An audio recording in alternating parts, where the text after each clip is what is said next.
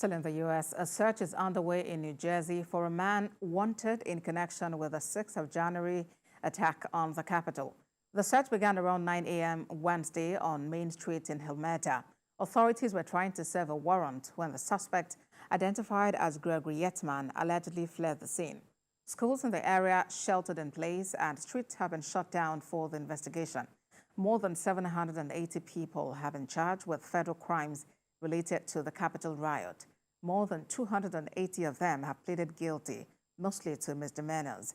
The FBI SWAT team is part of the search and they're asking people to avoid the area. NATO Chief Jens Stoltenberg has urged Hungary to ratify Sweden's stalled bid to join the alliance without further delay. All but two of NATO's 31 members, Turkey and Sweden, have signed off on Stockholm's push for membership. Turkish President Recep Tayyip Erdogan officially submitted Sweden's NATO membership application to Parliament last month. Hungarian President Katalin Novak, whose role is largely ceremonial, said she personally backed Sweden's bid, but it was up to Hungary's parliament to approve it. Of the Middle East region.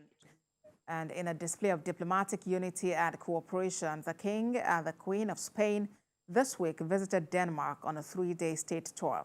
One of the significant areas of cooperation between Denmark and Spain is the green transition.